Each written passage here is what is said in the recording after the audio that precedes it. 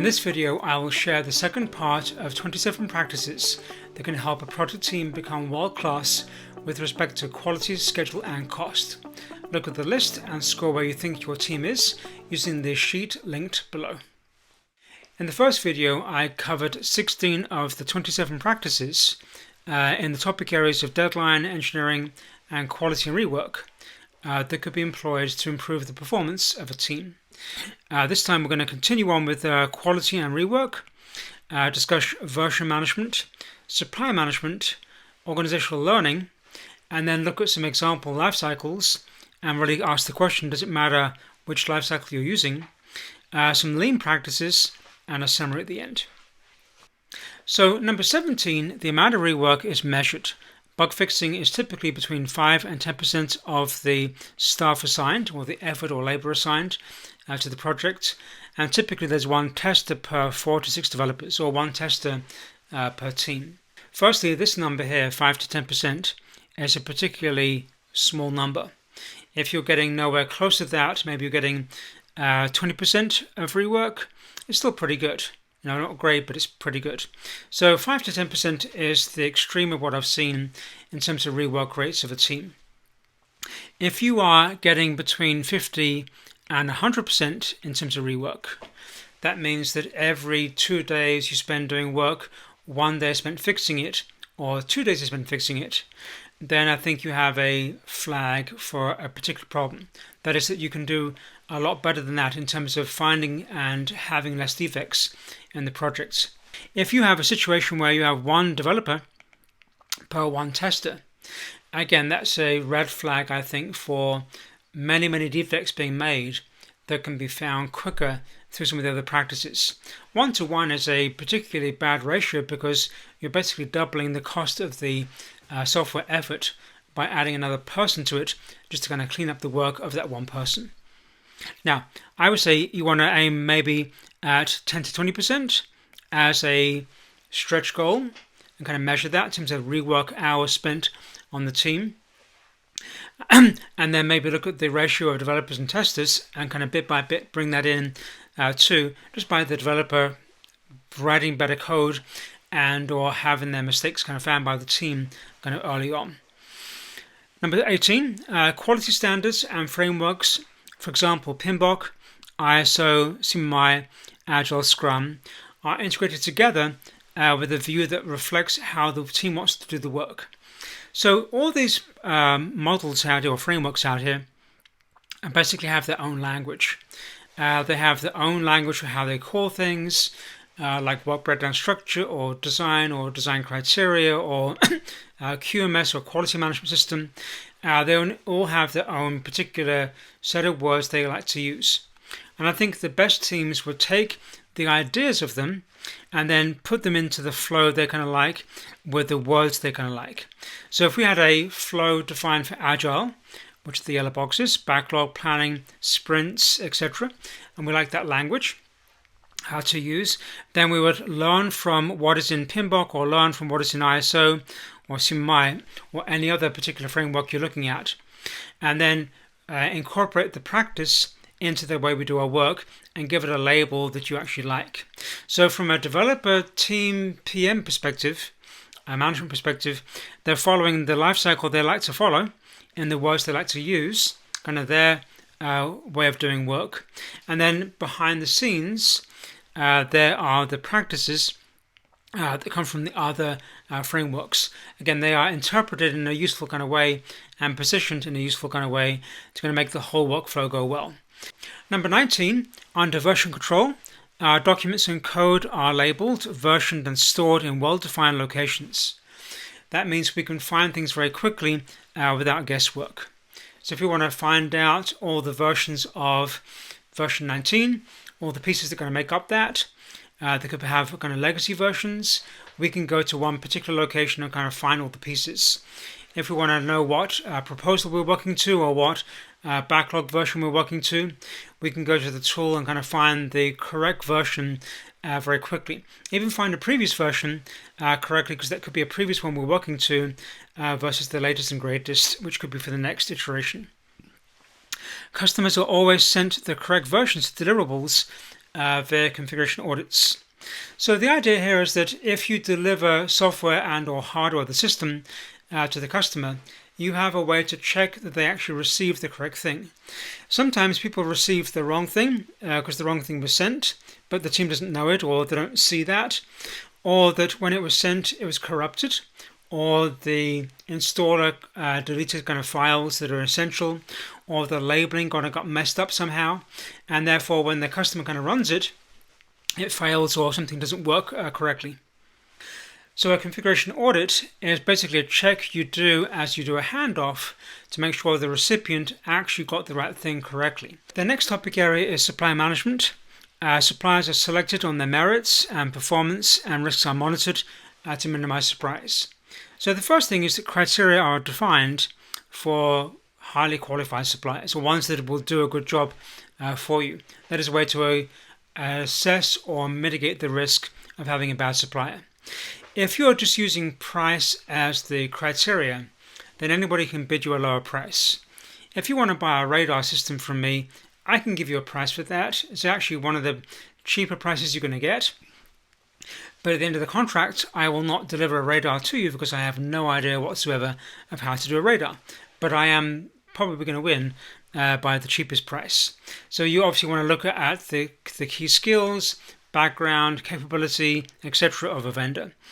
Agreements are established based on the complexity of the work. Now, agreements don't have to be legal in nature all the time. They can be. But basically, when you buy something, you want them to know what you're buying and what you're willing to pay for and how good it should be. So an agreement should at least define the basics of what you expect them to do so they have a chance to fulfill that need. Status updates occur to determine supply problems before it's too late. So again, all the companies I work with actually have a very good relationship with their suppliers. They work with them every couple of weeks. They're going to see early versions of what they're doing. They're going to give them feedback. They may even train them in a particular skill. They're going to work with them. They bring the supplier along to become a good supplier. So they have agreements and they have criteria, but they also work with them proactively in the project. And number 24, deliverables are accepted based upon acceptance criteria. So again, we try to define upfront and ongoing what the acceptance criteria would be, A, so they can be successful in doing their work, they know what we expect at the end, and B, we have a way to manage our money and risk by paying them only if they're going to meet those criteria. Now, those criteria may change over time as we're going to learn more, but at least there is a definition for what we expect out of them at the beginning, and we're going to work with them over time to refine that. Now, on to the topic area of organizational learning. This is basically the organization learns from its mistakes and has a systematic way to collect, prioritize, and distribute lessons and new skills. So the team here, or the organization, is basically learning to improve before being told to improve by a customer. If they're being told to improve by a customer, it's kind of too late. The customer kind of may be mad by that point. The idea is that the teams here are very good at recognizing strengths and areas to improve. They assess them, they prioritize them, they then fix those issues, or they share the fixes or share the strengths they have, and they make sure the whole organization is aware of those and actually will adopt those over time. So there is a proactive, systematic way to kind of get lessons learned out to the organization so they don't also make a mistake over time and then have a problem with the customer downstream. So a good idea to collect it and share it across the organization. There is a way to kind of collect them, store them, file them, share them, typically in a web system. It could be SharePoint, shared Excel spreadsheet or whatever, but a way to kind of collect the data and organize it. Cumbersome and non-value-added practices are identified and fixed. So a lot of companies will put up with their miserable situation and not fix it and just going to complain more and more. Whereas really good organizations will recognize there's a step that's cumbersome, or a tool that doesn't work particularly well, or a practice that could be going to made more refined or cleaner, and they will then suggest that, fix it, try it out, prove it to work actually correctly, and then kind of share that with the organization. They don't wait to really going to get teams to complain bitterly about issues. They actually identify them beforehand. And existing skills are provided to new people. So basically, as people join the company, they are basically trained in the company way of doing things, the best practices, so they can actually perform that way quickly.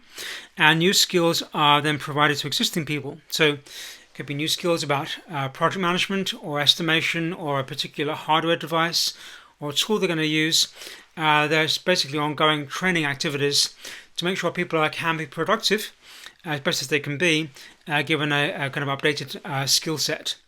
The idea that they should learn what they learn in college and that's kind of it is not a good way to run a company. So at least some money or some time should be spent on educating people to be more productive, given the skills they're going to need to do their work. Now, this diagram kind of summarizes that. It's more of an agile kind of view of the world, but it fits any kind of a project type. In Agile or any team, we do retrospectives. We collect progress data and quality data about how our teams are doing in terms of schedule, velocity, and defects. That data can be collected and analyzed. And then when it's analyzed by somebody, that can be then formulated into some improvement actions that can be then sent back out for critique and adoption. It could be a process change. It could be a tool change or a tool modification, like a workflow change. It could be a skill issue for the team. And so really good teams do this on a regular basis, and they then collect the ideas, obviously, across the organization and kind of share them. Now, that was the 27 practices I mentioned. Again, there's a linked score sheet below to kind of fill out as a summary of that. Now let's look at the life cycles typically people use in their projects. And the question is, does it really matter? I would say it doesn't matter. Is that if you are Agile, go with Agile. If you like Waterfall or that kind of suits your particular business, then do that. If you like some kind of hybrid, then do a hybrid. My point is that wherever you start, you can then adopt the practices of other frameworks or other life cycles and put them into your particular life cycle. So you're not going to end there, you're going to start there but end somewhere else.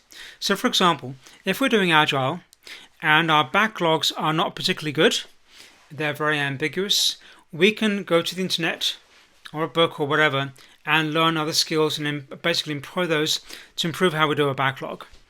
If we don't like the iterations very well, because we have a lack of definition of our work, like we're coding stuff, but we have no idea what we're coding or what we should be coding, we can go to other frameworks elsewhere and actually then pick and choose practices and then add them back to our flow to improve how we do our particular iterations or our planning activities. If we were Waterfall, we are doing the yellow boxes here, we actually could pick up on some Agile ideas and then do demos every 2 weeks. Okay? These are demos. And so we don't have to just be pure Waterfall and nothing else. In fact, every good Waterfall team I've ever met does many Agile things on top of that. They just don't call it Agile. So again, you could be Waterfall at the beginning and then bit by bit pick up on other practices and add them to your life cycle. Okay? And then you could also do a hybrid. This example here, I call it Agile Plus. The team wants to be called Agile, so we call them Agile. The green boxes are the sprints, and they decide that they, when they do, for example, a backlog, the backlogs are not particularly good. And so now they allocate a percentage of the time to work on the backlog improvement, another percentage of the time to going to do coding and do a demo. They don't do 100% coding activities, just kind of guessing as they go, because they lack of requirements. They recognize they have a lack of good requirements, and they basically allocate time in their box here, in their iteration, to do better requirements. They do that for 2 iterations. Again, 70% could be any percentage. You can pick and choose whatever number that would be for you. They then get to the 3rd iteration down here, and they decide that their design doesn't really exist. They're basically going to go code and guess architecture, interfaces, message types, whatever, data formats have not been defined either. So they could go guess that in coding and then make mistakes, or they could do some design activity. So they spend a percentage of their time doing design and then another percentage doing coding to do the demo. Now, when they get further along, their amount of coding increases a lot to 70%, and all these other activities down here are to update the design, update the peer reviews, update the architecture, update the requirements, whatever. And then as they get to the end, they decide to do more testing. Again, in a regular Agile team, you by default typically would do testing per iteration, but there's really nowhere to say testing at a system level unless you add a couple of blocks of time at the end to your project. This example here, they decided to add testing incrementally, or different types of testing, as they went through the project. So at this point here, they have 50% testing, then they have 80%, then 90% and 100%. And their coding amount then goes down close to zero as they have less coding to do. Now, I mentioned in the agenda we will discuss Lean briefly. A lot of companies will go to Agile and then say we want to be Lean. Lean as per like a Toyota manufacturing kind of Lean, like Lean engineering or Lean manufacturing.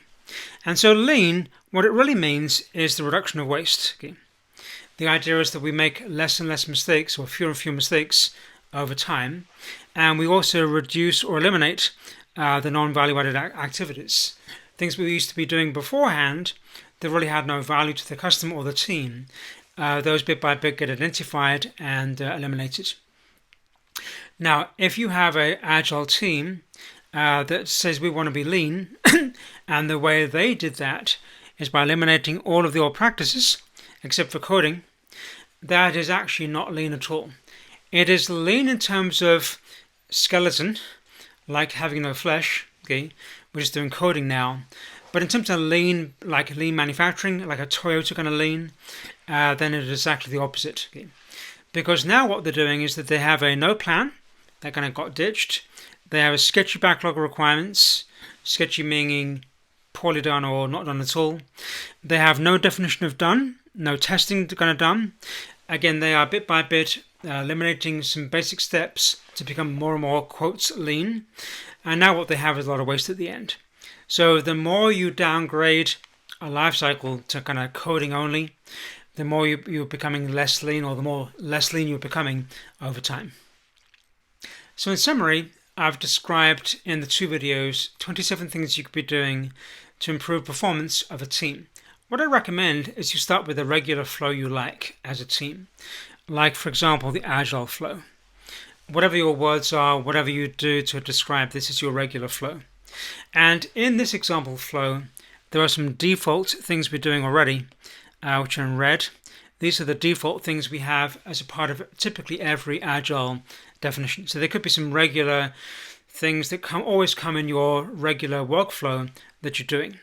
And then we look at the problems of the projects or things that are risky, and we bit by bit prioritize those and then fix them.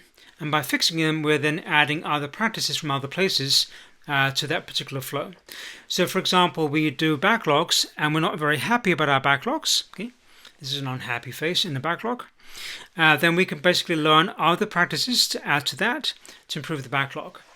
If we're not particularly happy with the way we do our planning activities, okay, that is a unhappy face, I think, maybe. Then we can do a project plan. It could be 2 pages. Again, that bullet format versus a narrative format. We could be doing better assumptions and estimates. We could be doing capacity checks. We could learn risk, and we can manage dependencies. Again, when we're doing engineering activities, then the sprints, we may decide to learn better requirements for the sprint, design, coding practices, testing, how to release. That was the configuration audits to make sure the right stuff is going out, and improve our checklist for done. So bit by bit over time, we can take our regular workflow and then add things from other sources to our workflow. Thanks for watching this video. I hope you found some of the ideas useful for your team. Please put a comment or question below if you have any questions, and subscribe to the channel for future videos.